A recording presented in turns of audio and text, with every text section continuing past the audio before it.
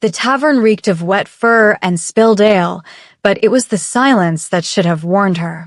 Absolute. Suffocating. Wrong. Myra's fingers trembled around the brass door handle, her pulse hammering against her ribs as every head in the room turned toward her. Not with curiosity, with pity. The kind reserved for lambs wandering into wolf dens, too stupid to recognize the scent of their own death. She wasn't supposed to be here.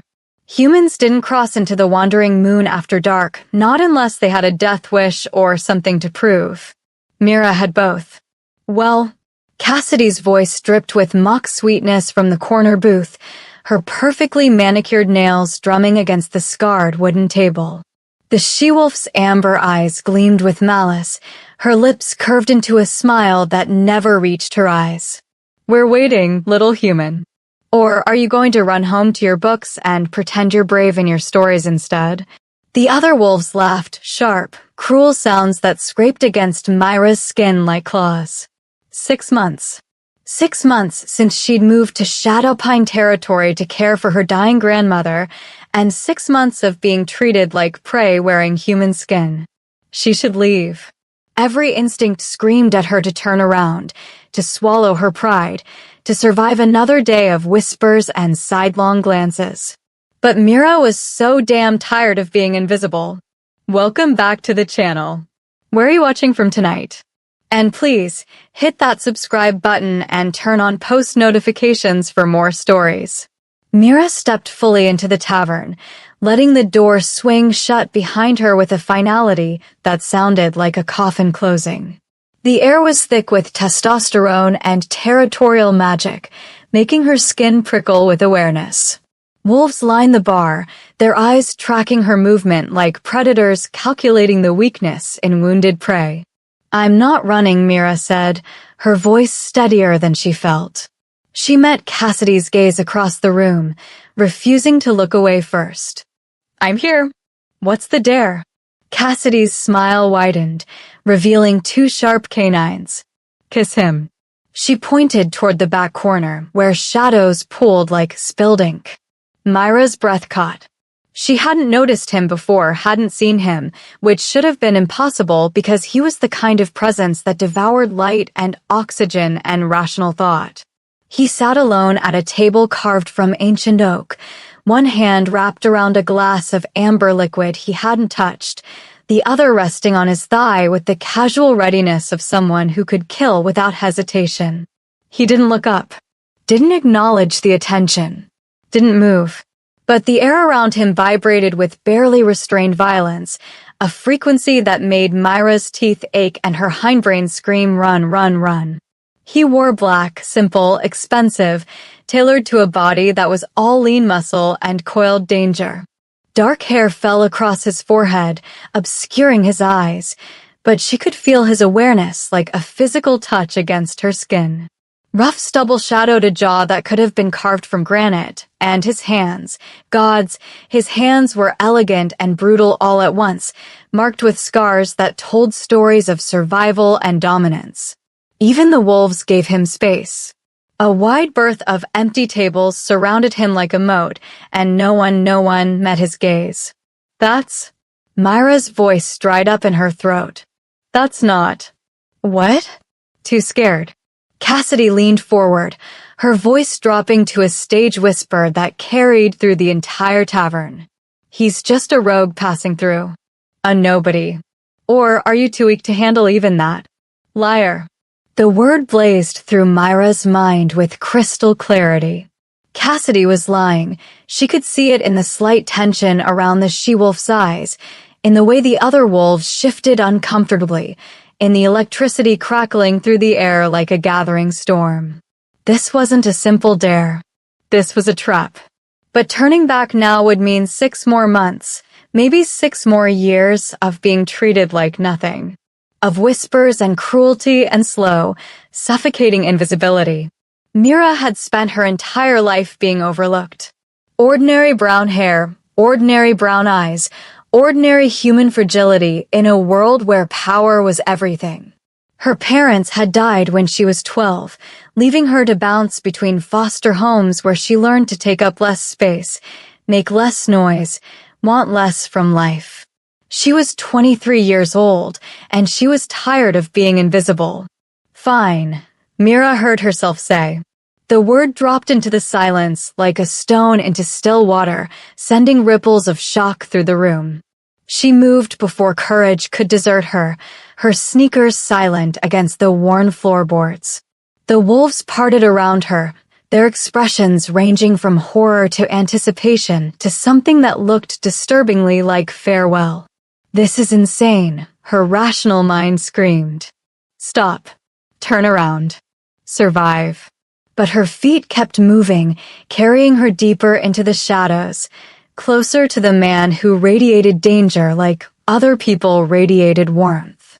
3 tables away, his fingers twitched against his glass.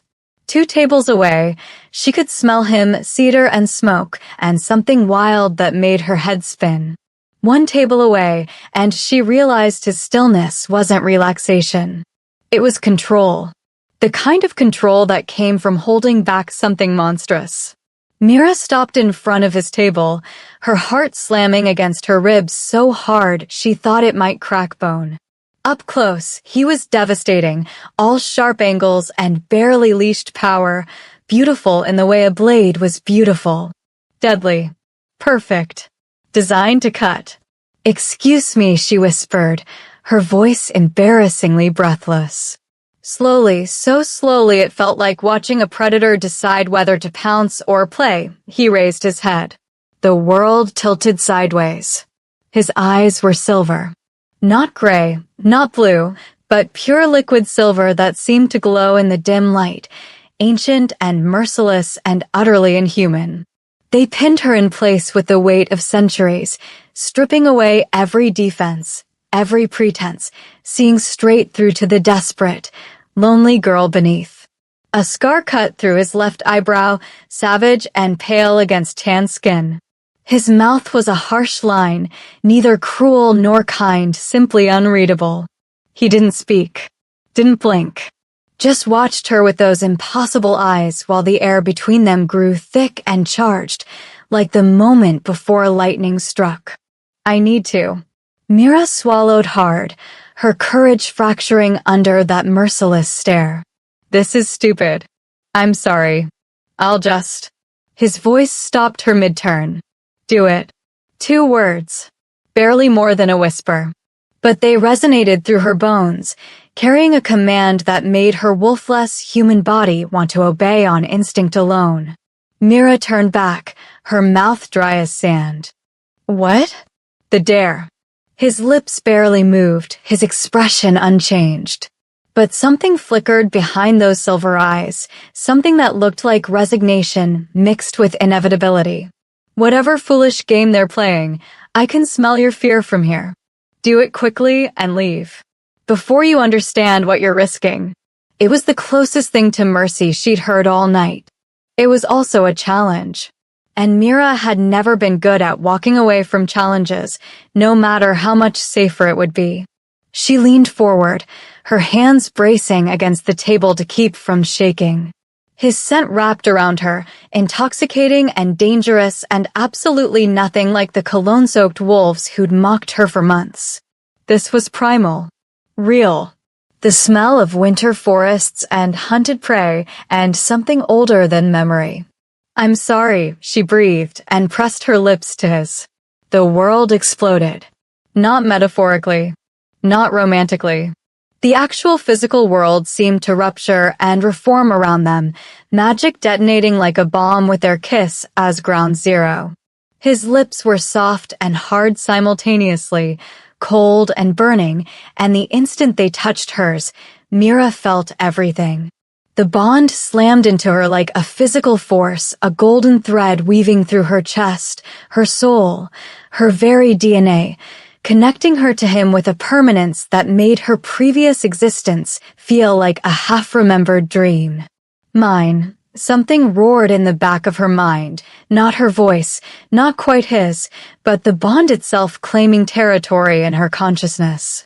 His hand shot up, gripping the back of her neck with bruising force, holding her in place. Not cruelly, not gently, inevitably. The kiss deepened for a heartbeat, too, his mouth moving against hers with a hunger that felt like starvation ending, like a man dying of thirst finally finding water. Then he shoved her back so hard she stumbled. Mira caught herself against a chair, gasping, her entire body vibrating with power that wasn't hers.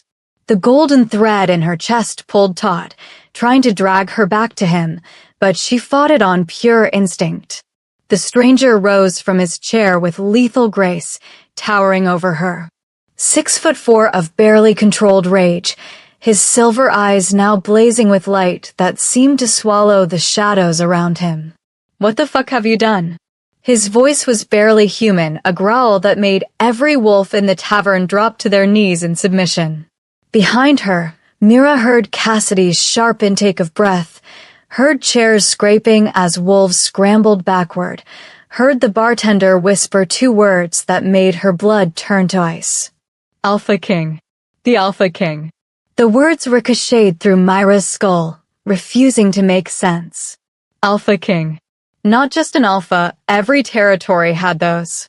Not just a king, that was folklore, bedtime stories whispered to wolf pups about the first shifter, the original predator who'd united the pack centuries ago before vanishing into legend. Except he hadn't vanished. He was standing 3 feet away, staring at her like she'd just sentenced them both to death. Impossible.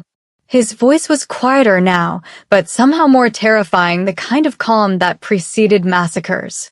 Silver eyes tracked every micro-expression on her face, cataloging her fear, her confusion, her complete ignorance. "You're human. Unmated. There's no way." The golden thread in Myra's chest yanked hard, trying to close the distance between them. She gasped, pressing a hand to her sternum where it felt like fish hooks had lodged beneath her ribs, pulling, demanding. His jaw clenched, a muscle ticking beneath that devastating bone structure. He felt it too. She could see the war playing out behind his eyes, fury and denial, and something that looked disturbingly like hunger. "I didn't know," Mira breathed, backing toward the door. Every instinct screamed at her to run, but her body betrayed her, swaying toward him instead. "I swear I didn't. Your Majesty." The bartender, a grizzled wolf with more scars than fur, dropped into a full prostration, his forehead pressed to the filthy floor. Around the room, wolves followed suit, including Cassidy, whose face had gone chalk white. "Forgive us. We didn't recognize you. We would never have allowed." Silence. One word, and every voice died. The Alpha King's gaze never left Myra's face. Everyone out. Now. They fled. 30 wolves scrambling over each other in their desperation to escape, chairs clattering, glass shattering, the door banging open to swallow them into the night. Within seconds, the tavern was empty except for Mira and the man she'd just accidentally bound herself to for eternity. Mate Bond. Her grandmother's stories came rushing back, tales of soul-deep connections between wolves and their destined partners, bonds that transcended logic and choice. Supposedly rare. Supposedly sacred. Supposedly only possible between 2 shifters. This has to be a mistake. Myra's voice shook. "I'm nobody. I'm human. Whatever you think happened." "I don't think anything." He moved with liquid grace, circling her like a predator, and Myra's traitorous body responded to his proximity with a flush of heat that had nothing to do with fear. "I know exactly what happened. The bond recognized you the moment your lips touched mine. After 800 years of searching, of refusing, of denying, fate chose now. Chose you. 800 years." The number rattled around her brain, trying to find purchase. He looked 30, maybe 35, beautiful and brutal and entirely too alive to be centuries old. "That's..." Mira laughed, a slightly hysterical sound. "That's insane. People don't live that long. People don't." His lips curved into something that wasn't quite a smile. I'm not people, little human. I'm the first. The original wolf blessed, or cursed, depending on perspective, with immortality by the moon goddess herself. I've built empires and watched them crumble. I've buried friends, enemies, and everyone in between. And I swore 5 centuries ago that I would never take a mate.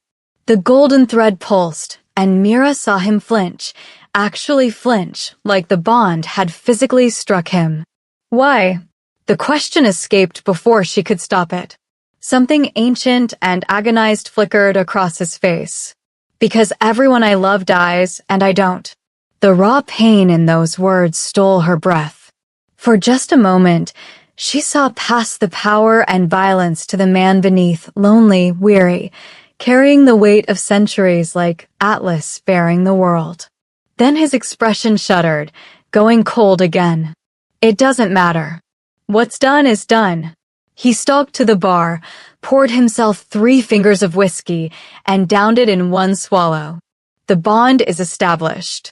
Already, every wolf within 100 miles will sense the shift in power, the change in my scent. By sunrise, every pack in North America will know the Alpha King has found his mate. Myra's legs finally gave out. She collapsed into the nearest chair, her mind reeling. I don't understand. What does that mean? He turned to face her fully, and the intensity in his silver gaze made her feel stripped bare, vulnerable in ways that had nothing to do with being human in a wolf's world. It means you're mine now, protected by ancient law, marked by fate itself. His voice dropped to barely above a whisper. It also means you're the greatest weakness I've ever had. Every enemy I've made in 8 centuries, and trust me, there are many, will come for you. They'll try to use you, break you, kill you to hurt me. The elders will demand I reject the bond because you're human, unworthy of standing beside a king. Rival alphas will challenge me for the right to claim you themselves. Horror crept up Myra's spine like ice water.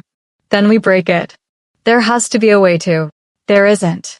The finality in his tone left no room for argument. A mate bond, once formed, is eternal. Rejecting it would drive us both mad within weeks, then kill us within months. Slowly, painfully, he set down his glass with precise control. The only question is whether you run and die or stay and fight.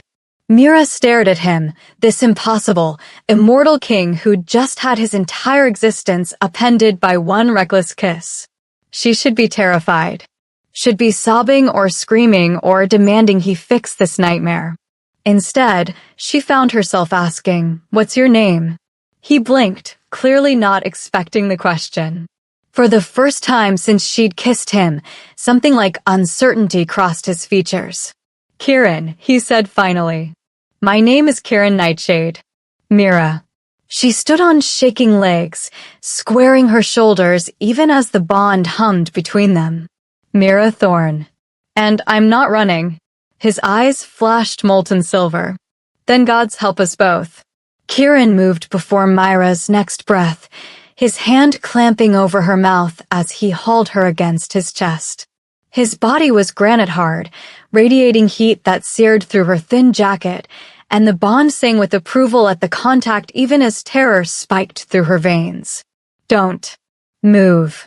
His lips brushed her ear, the command barely audible. "We're being watched."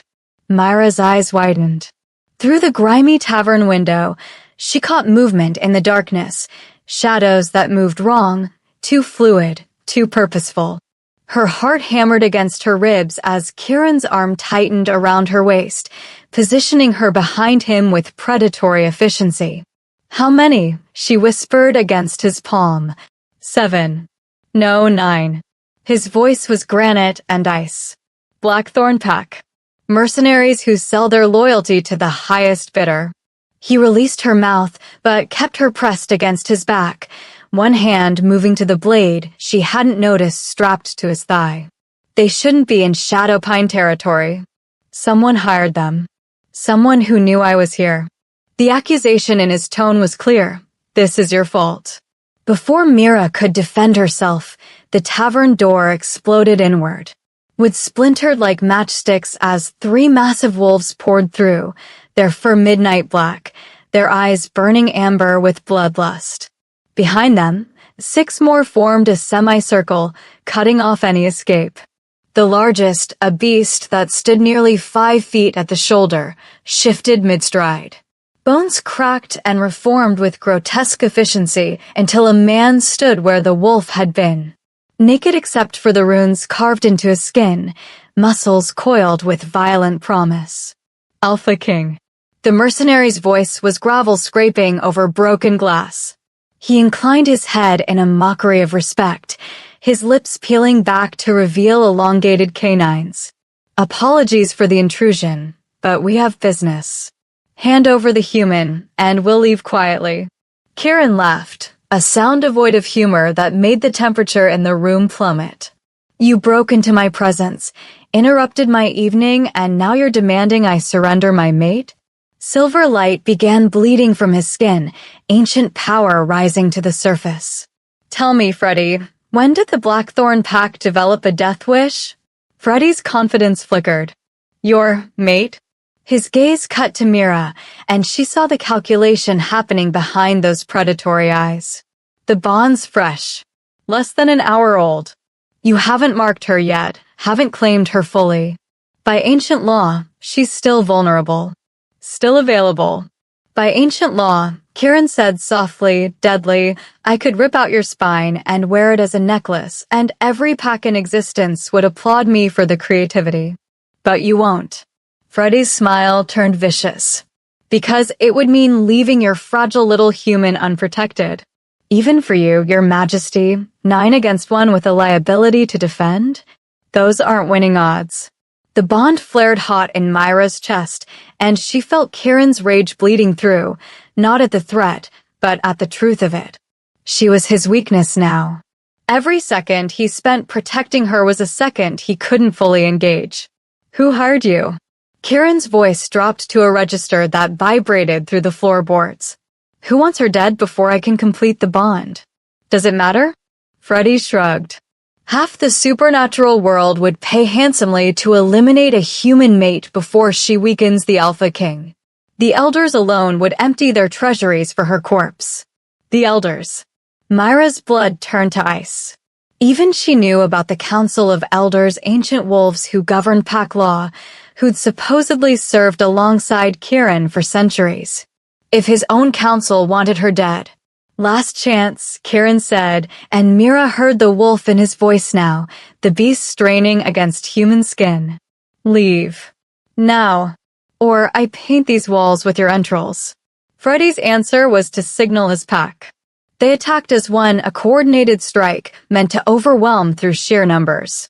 Wolves lunged from 3 directions simultaneously, jaws snapping for throats, for hamstrings, for any vulnerable flesh. Kieran moved like liquid death. He caught the first wolf mid-leap, his hand closing around its throat as he used its momentum to hurl it through the window in an explosion of glass and yelping. The second got close enough to rake claws across his ribs before he snapped its neck with a casual twist that made Myra's stomach lurch. But there were too many. While he fought off 4 wolves with brutal efficiency, the other 5 circled toward Mira. Freddy smiled. Nothing personal, sweetheart. Just business. He lunged. Mira didn't think. She grabbed the nearest object, a heavy glass bottle, and swung with every ounce of strength she possessed. It connected with Freddy's temple with a sickening crack, sending him staggering sideways even as his claws raked across her shoulder. Pain exploded through her arm. Blood bloomed hot and wet through her jacket as she stumbled backward, vision blurring. The bond screamed. Kieran's roar shook the foundations of the building, not human, not entirely wolf, but something ancient and terrible and absolutely unhinged. Power detonated from him in a visible shockwave that sent every wolf flying backward, their bodies slamming into walls hard enough to crack plaster. When Myra's vision cleared, Kieran had shifted.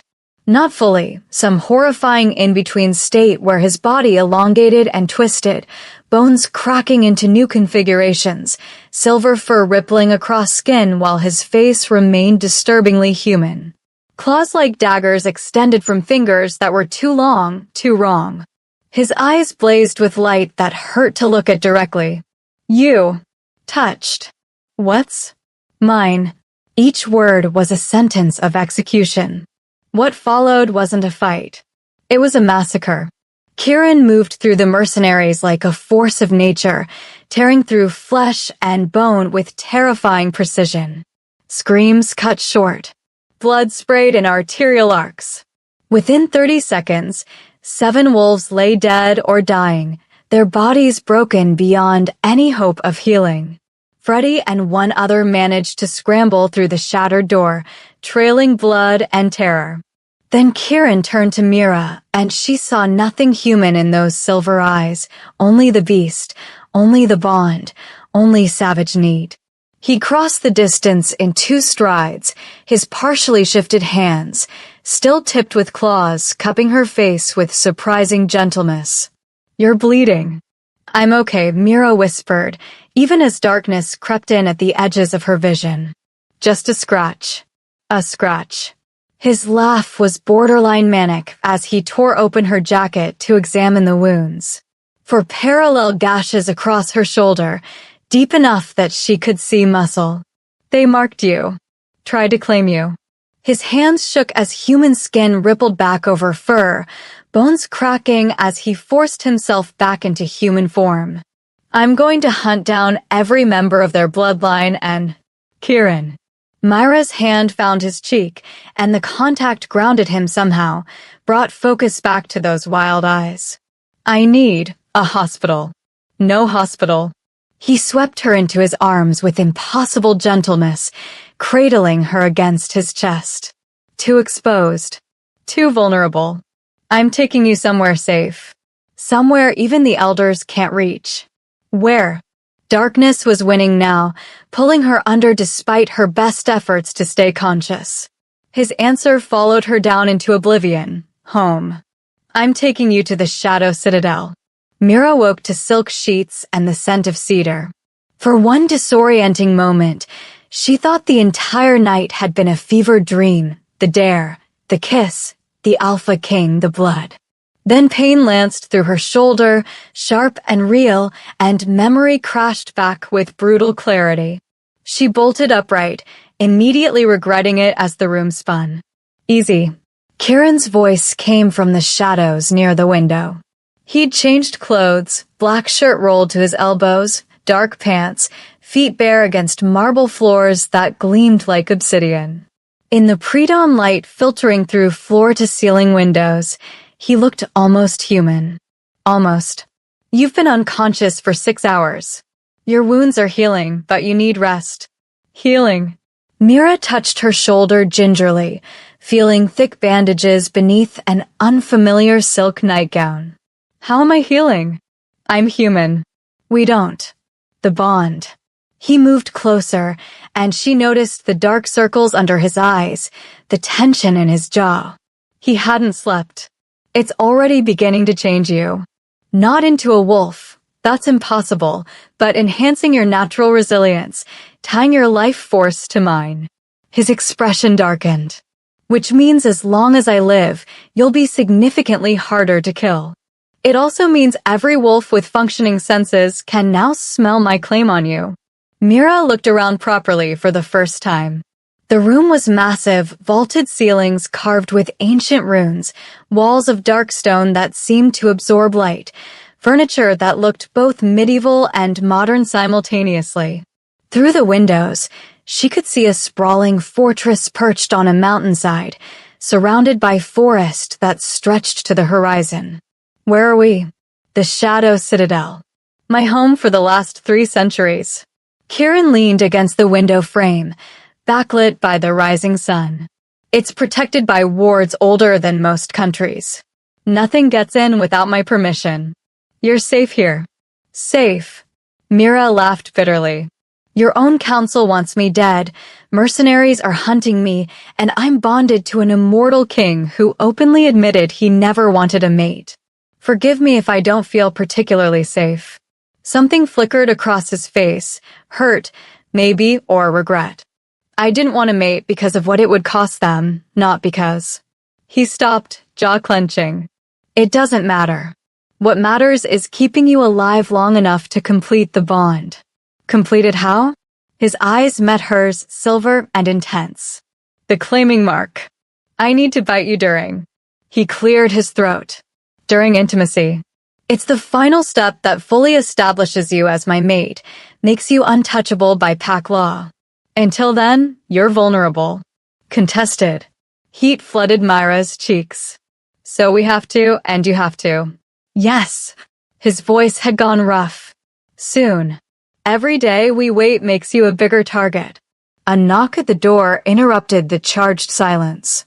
Kieran's entire demeanor shifted from reluctant protector to absolute sovereign in a heartbeat. Enter. A woman glided in, and Myra's breath caught.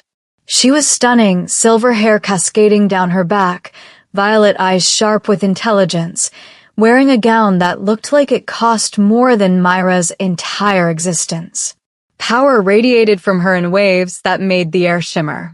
So this is her.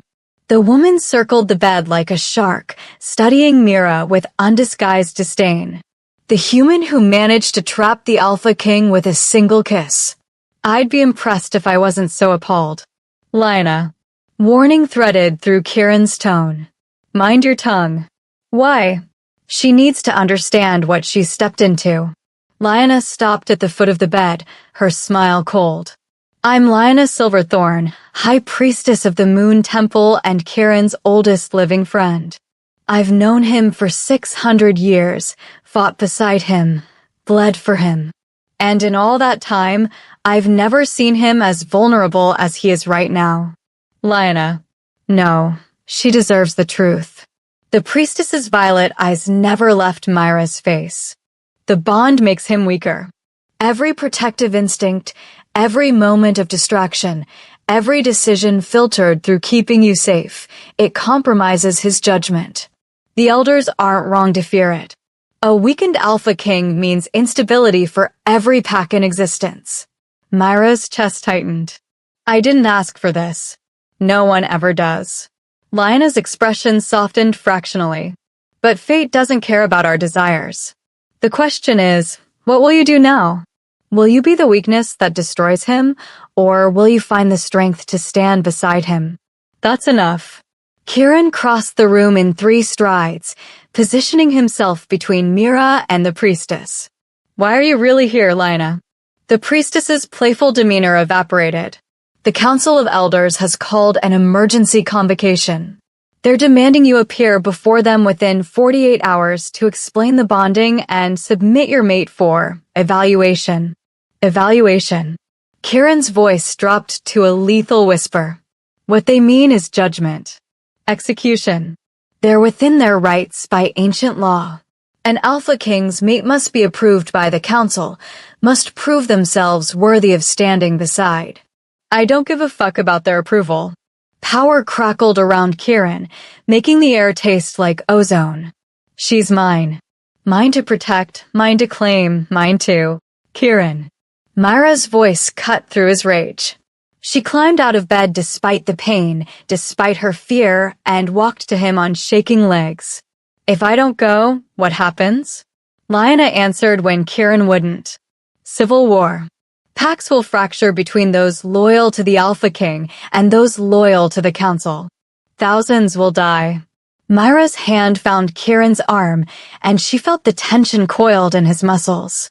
Through the bond, she could sense his internal war, the desire to hide her away forever versus the reality that running would cost countless lives. Then I'll go, she said quietly. I'll face them. No. The word was absolute. I've stood before councils and kings and gods.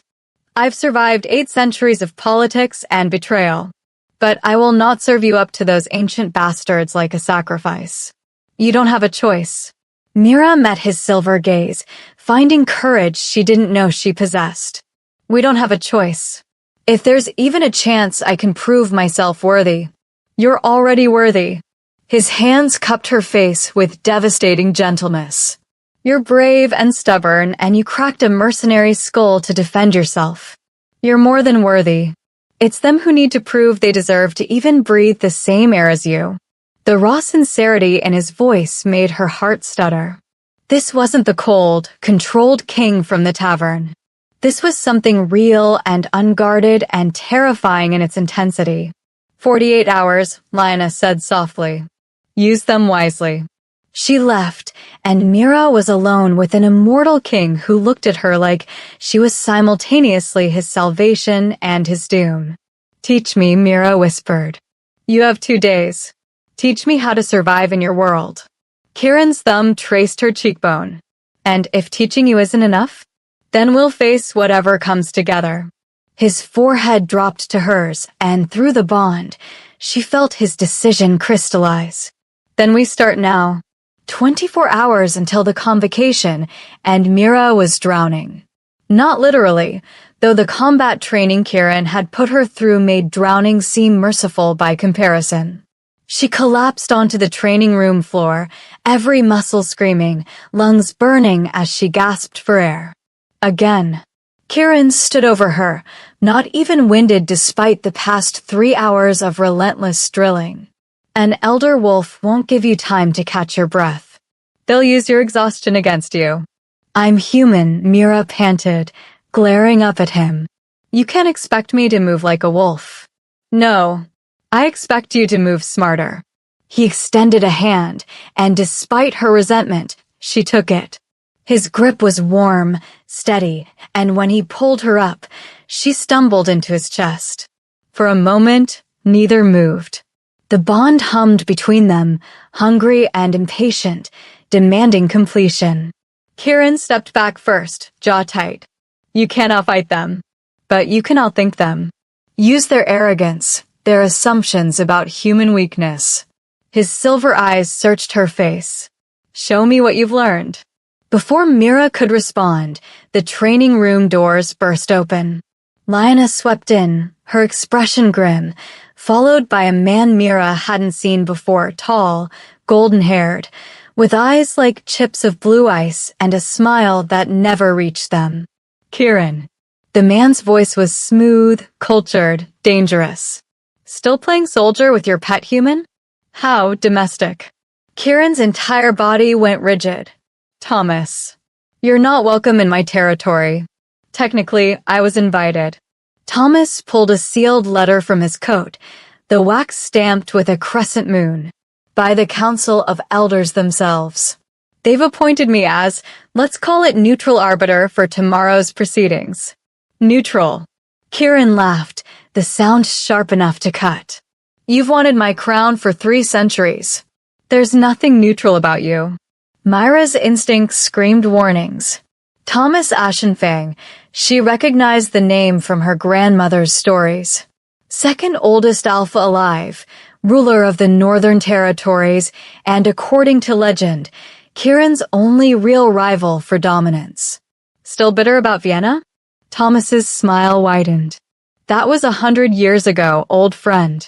Surely you've forgiven me for... Get out. Power rolled off Kieran in waves, making the stone walls tremble. Before I forget we're supposed to be civilized. I'll leave. But first... Thomas's ice blue gaze cut to Mira, and she felt stripped bare under that assessment. I wanted to see the human who accomplished what no wolf could, bringing the great Kieran Nightshade to his knees. Tell me, little one, was it fate? Or something more calculated? Thomas, Lioness' warning came too late. Do you know what he did to his last mate? Thomas continued, voice dripping false sympathy. Oh, you didn't know there was one? How fascinating. Tell her, Kieran. Tell her about Isadora. The name landed like a physical blow. Mira watched Kieran's face go absolutely blank, not emotionless, but shuddered so completely she couldn't read anything behind those silver eyes. Leave, Kieran said quietly. Now, Isadora Ravenclaw. The Alpha King's first and only chosen mate 400 years ago. Thomas ignored the command, circling closer to Mira. Beautiful, powerful, perfect in every way. He loved her with the kind of devotion poets write about. Married her in a ceremony that united 5 territories. And then, stop. Kieran's voice cracked like a whip. And then he got her killed. Thomas's words fell into the silence like stones into still water. His enemies used her against him, kidnapped her, sent him pieces of her while demanding he abdicate. When he refused to negotiate, they sent him her head. Horror crawled up Myra's spine. Through the bond, she felt Kieran's anguish, ancient, festering, never fully healed. He tracked down every wolf involved. Thomas continued, relentless. Slaughtered them and their families. Burned entire territories to ash. The massacre lasted 3 months and killed thousands. All because one woman made him weak. Is that true? Myra's voice emerged smaller than she intended. Kieran wouldn't meet her eyes. Yes. The single word contained centuries of pain. So you see, Thomas said gently, tomorrow's convocation isn't just about approving a mate. It's about preventing another catastrophe. The elders remember what love did to him, what it cost. They're terrified it will happen again. He moved toward the door, pausing to add, if I were you, little human, I'd run. Before his love becomes your death sentence. The door closed behind him, leaving suffocating silence. Myra's hands trembled. You never told me. What was I supposed to say?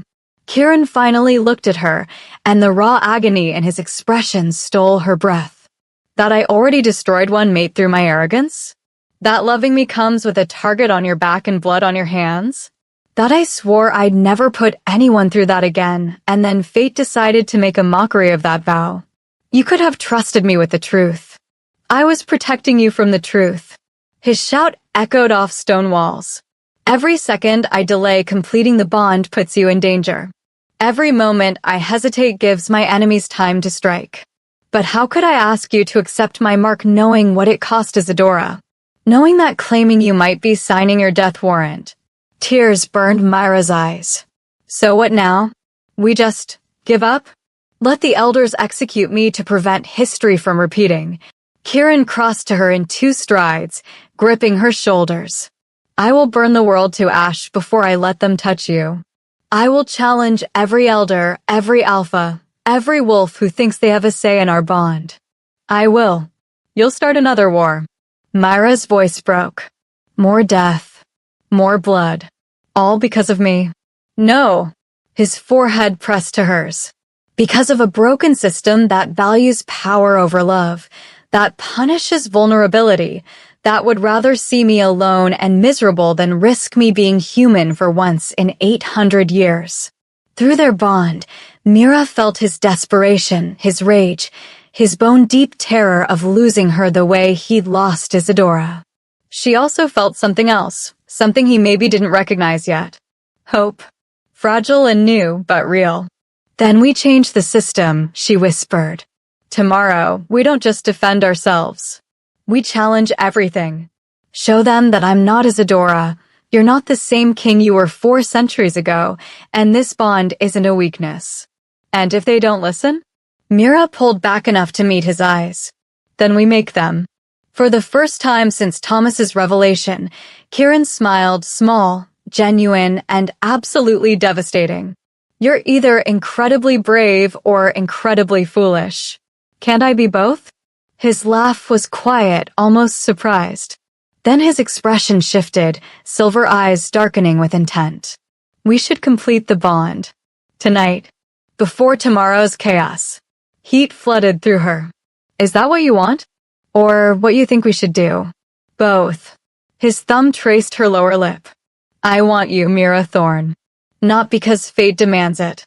Because you're fierce and stubborn, and you look at me like I'm just a man instead of a monster wearing a crown. The bond sang between them, pulling tight. Then claim me, Mira breathed. The claiming never happened.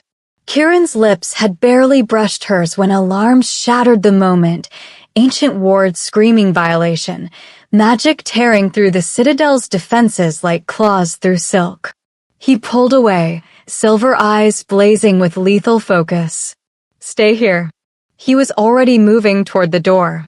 Lock it behind me. Don't open it for anyone except. The explosion cut off his words. The entire fortress shook, stone groaning as something massive struck the outer walls. Mira stumbled, catching herself against the training room wall as dust rained from the ceiling. What's happening? They're here. Kieran's voice had gone cold, empty of everything except violence. Earlier than expected. Someone betrayed us. Before Mira could ask who, Lyanna materialized in the doorway, her silver hair wild, violet eyes wide with panic. Kieran, it's the entire northern pack. 50 wolves, maybe more. Thomas is leading them. They're claiming legal authority under the Emergency Provision Act. That law hasn't been invoked in 2 centuries. Kieran's hands clenched into fists. It requires unanimous council approval, which they apparently have. Lyanna's gaze cut to Mira, and something like pity flickered across her face. They're demanding you surrender her immediately for protective custody pending tomorrow's convocation. If you refuse, they're authorized to take her by force. The bond constricted in Myra's chest, flooded with Kieran's rage and something worse, calculation. He was weighing options, running scenarios, and she could feel through their connection that none of them ended well. How long until they breached the inner wards? Minutes. Maybe less. Lyanna gripped his arm. Kieran, you can't fight 50 wolves alone. Even you have limits. Then I'll find out where those limits are. He turned to Mira, and the intensity in his gaze made her breath catch. There's a passage behind the eastern armory. It leads down to the catacombs, then out to the forest. Lyanna will take you. No. Mira stepped closer, even as another explosion rocked the citadel. I'm not running while you face them alone. You don't have a choice. His hands cupped her face with desperate gentleness. Mira, listen to me. If they take you, the council will execute you before sunrise. They'll call it legal, justified, necessary for pack stability. And I won't be able to stop them without starting a war that kills thousands. So let me stand trial. Face them tomorrow like we planned. Tomorrow was before Thomas showed his hand. Kieran's jaw clenched. He didn't come here to arbitrate. He came to eliminate you and claim your death was lawful. If I let you go into that convocation now, you won't survive it. Glass shattered somewhere above them. Howls echoed through the fortress, triumphant, hungry, closing in. She can't run forever, Lyanna said quietly. You know that. And without your protection, without the completed bond, she's just a human alone against the entire supernatural world. Kieran flinched like she'd struck him. Because it was true. They all knew it. Then I go with her. His decision crystallized instantly. We disappear. Leave everything behind. Live as rogues if we have to. And abandon every wolf who depends on you? Lyanna's voice sharpened. You're the Alpha King. Your absence would create a power vacuum that would tear the packs apart.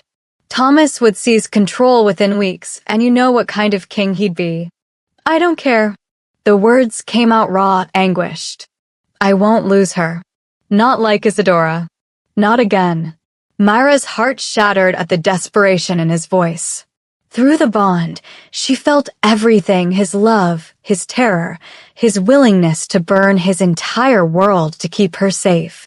It was beautiful and terrible and absolutely impossible. Kieran. She forced him to meet her eyes. If you abandon your crown for me, how many will die?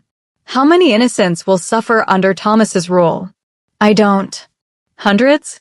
Thousands. She gripped his wrists. You told me Thomas is cruel. That he'd twist pack law into something monstrous. Can you live with that? Can we live with that? Silver eyes blazed with fury and helplessness. So what, you want me to just hand you over? Let them murder you while I watch. I want you to trust me.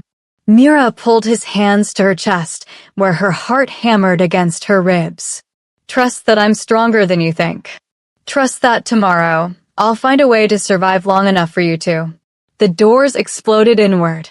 Thomas stood in the wreckage, flanked by a dozen massive wolves, his smile cold and victorious. Sorry to interrupt this touching moment, but I'm afraid your time's up. His ice blue gaze fixed on Mira. By order of the Council of Elders, I'm placing Mira Thorne into protective custody until her trial at sunrise. Kieran moved in front of her, power crackling around him like lightning. Over my dead body. That can be arranged. Thomas's smile never wavered. But I'd prefer not to kill you, old friend. You're still useful after all. Surrender the human, and no one needs to die tonight. She's not just human. She's my mate. My chosen. The words emerged as a growl. And I will paint this entire fortress with your entrails before I let you take her. Romantic. Futile, but romantic. Thomas gestured, and more wolves poured in 20, 30, surrounding them in a tightening circle of teeth and claws and bloodlust. You're outnumbered, weakened by the incomplete bond, and running out of time. Be reasonable. Mira felt Kieran gathering power, preparing to fight despite the impossible odds. She also felt, through their connection, that he knew this was suicide. He'd take as many as he could, but eventually, they'd overwhelm him. And then they'd kill him too. Stop. Her voice cut through the tension. Kieran, stop. Mira, I'll go with them. She stepped around him, ignoring his attempt to hold her back. Voluntarily. No fight. No bloodshed. Absolutely not. Kieran's hand locked around her wrist. I forbid it. She turned to face him, letting him see the determination in her eyes. You don't get to forbid me anything. I'm not Isadora. I'm not fragile. And I refuse to let you die defending me when there's another option. There is no other option. Yes, there is. Myra's hand found his cheek. You stay alive. You play by their rules tomorrow. And when they try to execute me, you remind them exactly who you are and what you're capable of. Not as my protector, as the Alpha King demanding justice. Through the bond, she felt his anguish, his refusal to accept this plan. Trust me, she whispered. Please. For a long, terrible moment, Kieran said nothing. Then his forehead dropped to hers, his breath shaking. If they hurt you, if they so much as... I know. She kissed him softly, pouring everything she couldn't say into that brief contact. I know. When she pulled away and walked toward Thomas, Kieran didn't stop her. But through their bond, she felt something break inside him, something that might never heal if she didn't survive tomorrow. Thomas's smile widened as silver shackles closed around her wrists. Smart girl. See you at the trial, little human. The last thing Mira saw before they dragged her into darkness was Kieran falling to his knees, silver eyes blazing with promises of vengeance. The holding cell was carved from ancient stone, deep beneath the council's cathedral. No windows. No light except the silver torches that burned with cold flame. Mira sat on the bare floor, silver shackles burning against her wrists, not enough to wound, but enough to remind her constantly of her captivity. Through the bond, she could feel Kieran's anguish like a physical ache in her chest. He was close, somewhere in the cathedral above, but might as well have been a world away. Hours crawled past. Or maybe minutes. Time felt fluid in the darkness. The cell door opened without warning.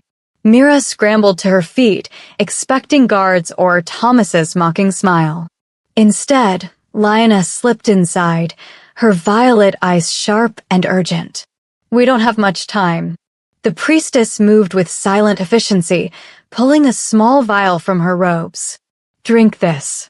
All of it. Mira eyed the glowing blue liquid suspiciously. What is it? Moon's Blessing. An ancient potion that temporarily enhances human senses and strength. Lioness pressed the vial into her hands. It won't make you a match for a wolf, but it will give you an edge. Enough to survive what's coming. Why are you helping me? Myra's voice came out hoarse from disuse. You said yourself I make Kieran weak. I said the bond makes him vulnerable. There's a difference. Lioness's expression softened. I've known Kieran for 600 years.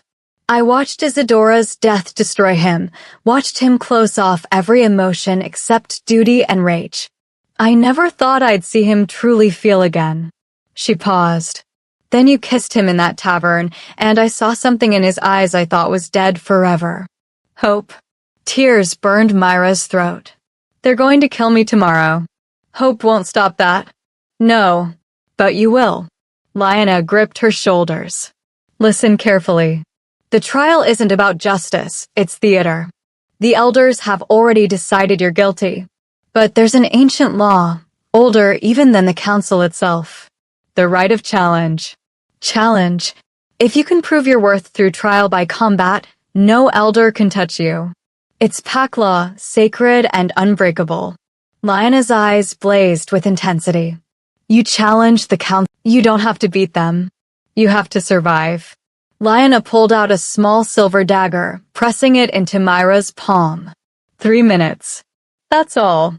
If you can last 3 minutes against their chosen champion without dying or submitting, the law requires they acknowledge your strength. The blade felt impossibly heavy. And if I lose? Then Kieran loses everything. Lyanna's voice dropped to barely a whisper. He's planning something desperate. I can feel it. If you die tomorrow, he'll tear the world apart. He'll kill the elders, destroy the council, and damn the consequences. Everything he's built for 8 centuries will burn because he can't survive losing you. The bond pulsed with confirmation. Through it, Mira felt Kieran's cold determination, his willingness to become the monster they all feared if it meant avenging her. I won't let that happen, Mira said quietly. Whatever it takes. Lyanna smiled, sad and proud simultaneously. Then drink. And when they bring you before the council at dawn, remember, they expect you to beg for mercy. Show them a wolf's courage instead. She left as silently as she'd arrived. Mira stared at the vial, then uncorked it and drank. The liquid tasted like moonlight and electricity, burning down her throat and spreading through her veins like liquid fire. Her senses sharpened instantly. She could hear guards breathing 3 floors above, smell the pine forests miles away, feel the stone's texture with impossible clarity. It wouldn't be enough, but it was something. Mira closed her eyes and reached through the bond, finding Kieran's presence like a beacon in darkness. She couldn't speak to him, couldn't send words, but she poured everything else through their connection. Her love, her determination, her absolute refusal to let him destroy himself for her. The bond flared hot, and she felt his response, a wordless promise that reverberated through her soul. I'm coming for you. Whatever happens, I will not let you face this alone. Dawn broke with bells tolling. Guards hauled Mira from her cell, dragging her through stone corridors lit by cold torchlight. She stumbled but forced herself to walk with her head high, channeling every ounce of dignity her grandmother had taught her. Walk like you belong, baby girl. Walk like you're worth something. The cathedral opened before her like a mouth waiting to swallow her whole. 12 thrones arranged in a semicircle, each occupied by an ancient wolf whose eyes glowed with predatory interest. The Council of Elders, wolves who'd lived centuries, accumulated power, and now sat in judgment over a human girl who dared to kiss their king. Thomas stood to one side, his smile sharp. Behind him, 50 northern pack wolves filled the gallery, their presence a silent threat. And there, directly across from the council, Kieran. He stood alone in silver chains that suppressed his power, forced into ceremonial restraints to prevent him from interfering. But his eyes, his eyes blazed with such intensity that several elders shifted uncomfortably. Blood stained his knuckles. His shirt was torn. He'd clearly fought his way here despite attempts to stop him. When their gazes met, the bond sang between them love and fury and desperate hope. The head elder rose, a woman ancient beyond measure, her hair white as bone, her eyes pale gold. Mira Thorne. You stand accused of unauthorized bonding with the Alpha King, of weakening our sovereign through your human inadequacy, and of threatening pack stability through your very existence. How do you plead? Every instinct screamed at Mira to beg, to plead, to appeal to their mercy. Instead, she raised her chin and let Lyanna's words guide her tongue. I invoke the right of challenge. Silence crashed through the cathedral. Even Thomas's smile faltered. You. The head elder's eyes narrowed. You dare invoke ancient law? You understand what that means. Trial by combat. 3 minutes against your chosen champion. Myra's voice didn't shake. If I survive, you acknowledge my right to stand beside Kieran as his mate. If I fall, you win everything. Through their bond, she felt Kieran's shock bleed into understanding, then fierce, blazing pride. The head elder studied her for a long moment, then smiled, cold and calculating. Very well. We accept your challenge. She gestured, and the largest wolf Mira had ever seen stepped forward from the shadows. 8 feet tall in human form, muscles layered over muscles, scars covering every visible inch of skin. This is Ragnar, our executioner. He has killed 300 challengers in his lifetime. The elder's smile widened. 3 minutes. Beginning now. Ragnar shifted mid-step, bones cracking into a nightmare form, half wolf, half man, all violence. And Mira understood exactly how outmatched she was. But she tightened her grip on the hidden dagger and thought of Kieran's faith in her, of her grandmother's courage, of every moment she'd been underestimated and overlooked. Come on, then, she whispered. The beast charged. Ragnar moved like an avalanche, unstoppable, inevitable, death incarnate. Mira dove left, rolling across stone as claws carved gouges where she'd stood a heartbeat before. The moon's blessing potion sang through her veins, sharpening her reflexes just enough to avoid being torn in half. She came up running, putting distance between herself and 800 pounds of killing machine. 3 minutes. Just survive 3 minutes. 40 seconds, Thomas's voice drifted from the gallery, amused and cruel. 2 minutes and 20 seconds left, little human. Ragnar charged again. This time, Mira waited a fraction longer before moving close enough that his claws caught her shoulder, tearing through fabric and skin. Pain exploded white-hot across her senses, but she used his momentum against him, sliding under his guard and driving Lyanna's silver dagger into his thigh. The beast roared, backhanding her across the cathedral floor. Myra's head cracked against stone, vision blurring as blood filled her mouth. Through the bond, she felt Kieran's anguish spike, felt his chains groan as he fought to break free. No, she thought desperately through their connection. Stay. Trust me. 1 minute 30, Thomas announced. Perhaps this was unwise, little human. You could still yield. Beg for mercy. Make your death quick instead of. Mira staggered to her feet, spitting blood. Fuck. Your mercy. The gallery erupted, some wolves laughing, others growling approval despite themselves. Even the head elder's lips twitched. Ragnar circled, more cautious. Myra's mind raced. She couldn't outfight him. Couldn't outrun him much longer. The potion was already fading, her human limitations reasserting themselves. Her shoulder screamed agony with every breath. Think. Use your brain. You're not a wolf. Stop trying to fight like one. Her eyes scanned the cathedral, cataloging everything. The silver torches. The stone pillars. The ceremonial chains binding Kieran. The elders arranged in their perfect semicircle, so confident in their power. And the ancient runes carved into the floor beneath her feet, wards designed to contain power, to prevent magical interference during trials. An insane idea crystallized. 1 minute, Thomas called. You're almost there, little human. Almost. Mira ran, not away from Ragnar, but toward him. Directly at him. The beast's eyes widened in surprise, then hunger. He lunged, jaws opening to tear out her throat. At the last possible second, Mira dropped and slid between his legs, the silver dagger flashing as she carved a single rune into the stone floor, the symbol her grandmother had taught her from old stories. The symbol for awakening. Power detonated. The ancient wards, dormant for centuries, suddenly recognized what Mira had done.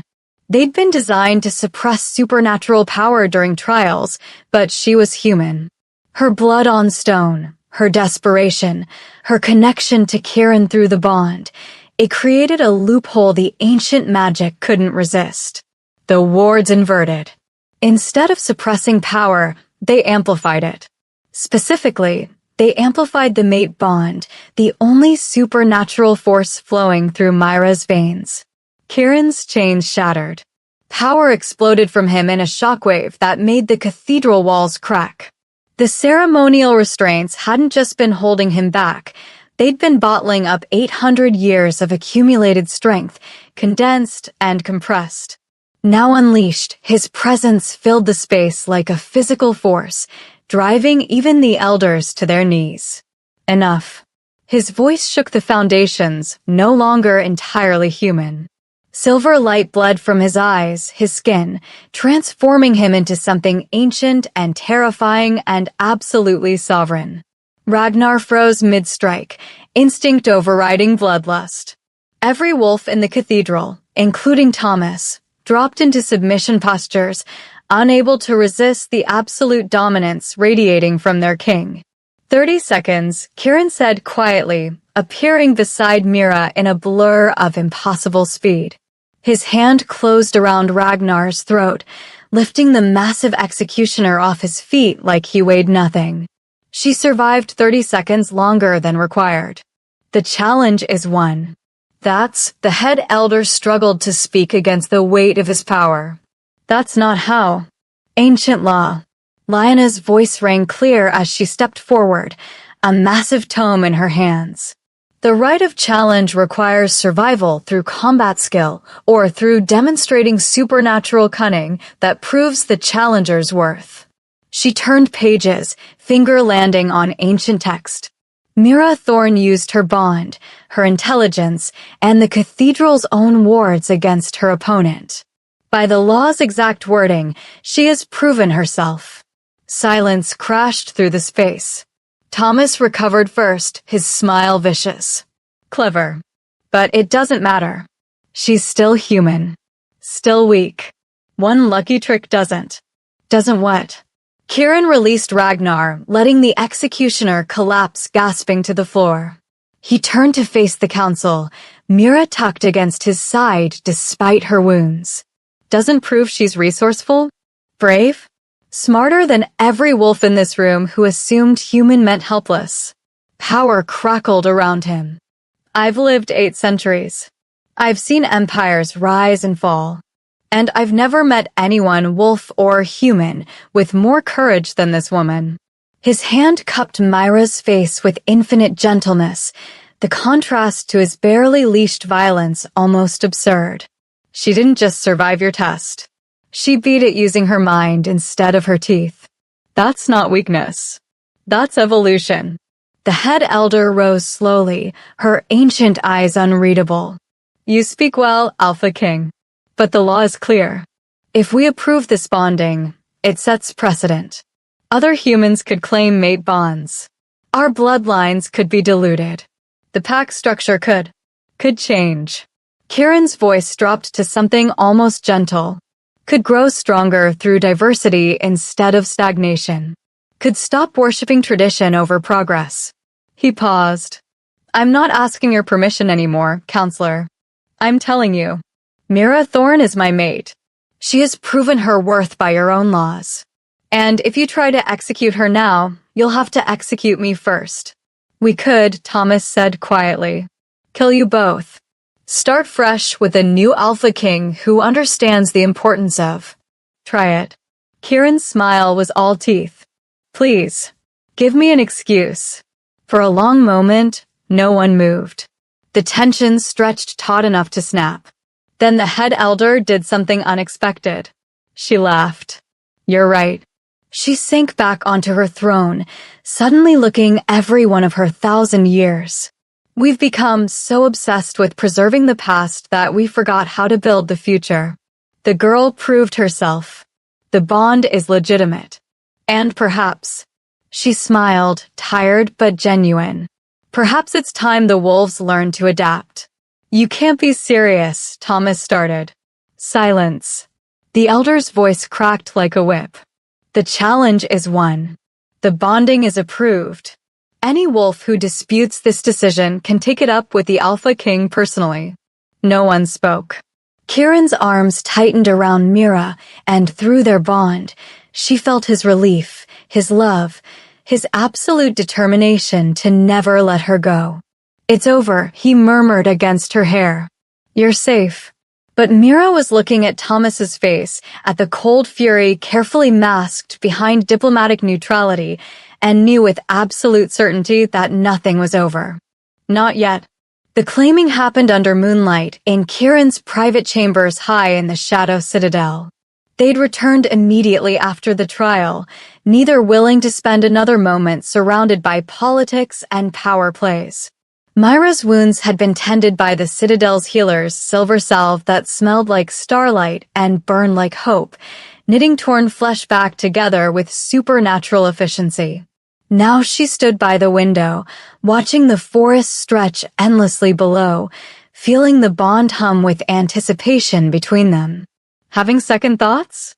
Kieran's voice came from behind her, rough with desire and something deep. In the moonlight, he looked both ancient and achingly young, powerful and uncertain all at once. Not even for a second. She crossed to him, her hands finding the planes of his chest, feeling his heart thunder beneath her palm. You. I'm terrified. The admission came out barely above a whisper. His forehead dropped to hers, silver eyes blazing in the darkness. Terrified I'll fail you the way I failed Isadora. Terrified my enemies will find new ways to hurt you. Terrified that loving you will be your destruction. Kieran. Myra's hands cupped his face, forcing him to meet her gaze. I'm not Isadora. I won't break the way she did.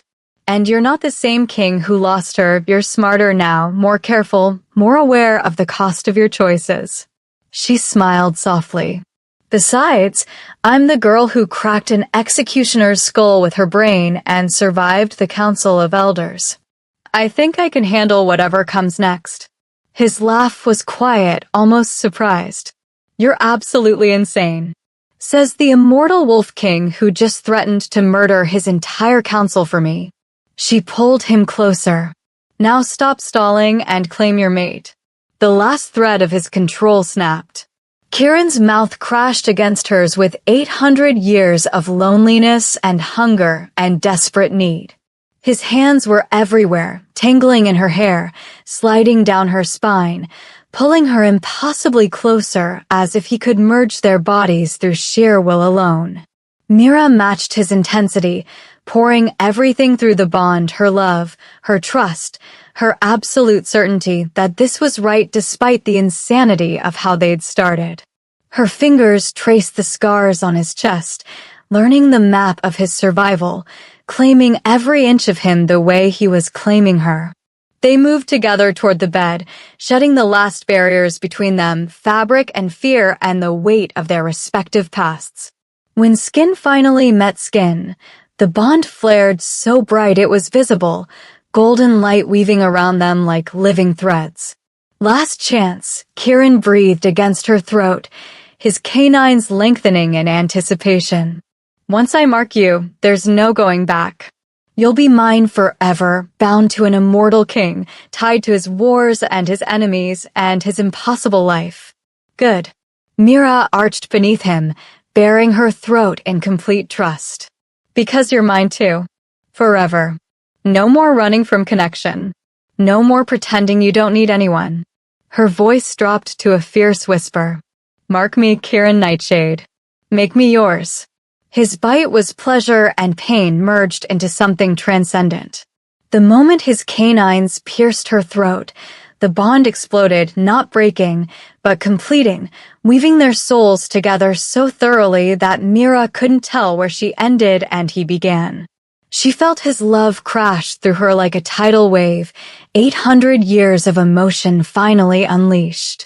Felt his memories, Isadora's death, the centuries of loneliness, the moment he'd seen Mira in that tavern and known, despite every denial, that fate had found him again. And he felt hers, foster homes and invisibility, her grandmother's stories, the desperate need to matter, to be seen, to prove she was more than the fragile human everyone assumed she was. The claiming mark blazed silver against her throat, visible proof of their bond, and Mira felt power flood through her veins, not enough to make her a wolf, but enough to enhance her strength, her healing, her lifespan. Enough that she could stand beside an immortal king without fear of being left behind too soon. When it was over, they lay tangled together, breathing hard, the bond settled and complete between them like a living thing. "I love you," Kieran whispered against her hair. "I've loved you since the moment your lips touched mine, and I realized fate hadn't abandoned me after all." "I love you too." Myra's fingers traced the claiming mark on her throat, marveling at how right it felt. "Even though you're dramatic and overprotective and have terrible taste in councils." His laugh rumbled through his chest. "I'm firing half of them tomorrow." "Good. They deserve it." She propped herself up on one elbow, studying his face in the moonlight. "What happens now?" "Thomas is still out there. The elders might have accepted me, but plenty of wolves won't. We still have enemies." "Now," Kieran's hand found hers, lacing their fingers together. "Now we build something new. A kingdom that doesn't fear change. Pack laws that value courage over bloodlines. A future where human mates aren't considered weaknesses, but bridges to evolution." His silver eyes gleamed. "And if anyone tries to hurt you again, we'll remind them exactly why crossing the Alpha King is a fatal mistake." "So, politics and possible warfare." Mira smiled despite the danger. "Sounds romantic. With you." He pulled her back down into his arms, the bond humming contentedly between them. "Everything's romantic." 3 months later, Mira stood in the Citadel's war room, surrounded by maps and reports, helping Kieran navigate the complex politics of uniting fractured packs under reformed laws. She'd become his advisor, his voice of reason, the human perspective that forced ancient wolves to reconsider traditions they'd never questioned. Lyanna entered without knocking, her violet eyes bright with barely contained amusement. "You're not going to believe this." "What now?" Kieran looked up from the trade agreement he'd been reviewing. "If it's another challenge from Thomas, tell him I'm busy." "Not Thomas. The younger generation."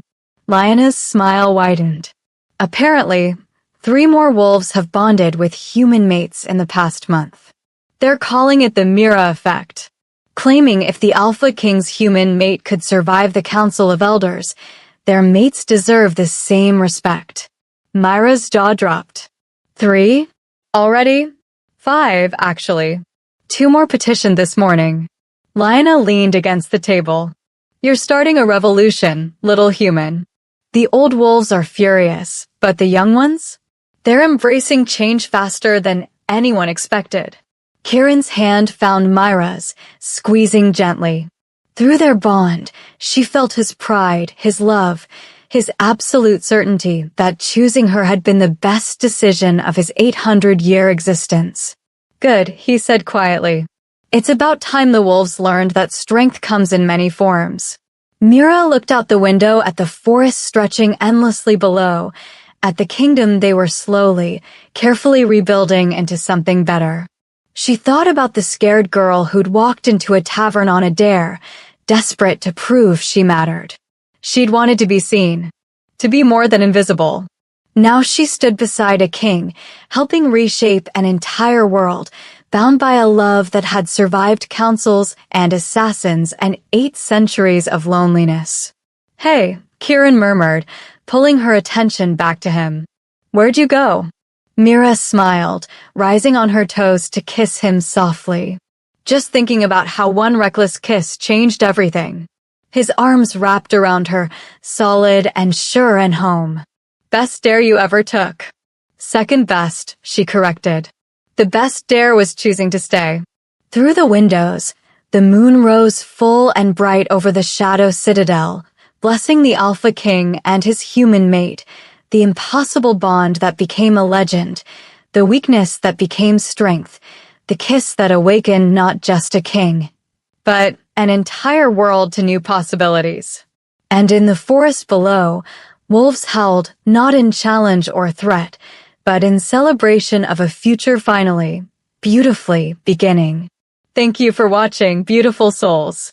If you enjoyed this story of Mira and Kieran, don't forget to subscribe and let me know in the comments where you're watching from. Should I continue their story? What challenges await them next? Drop your thoughts below.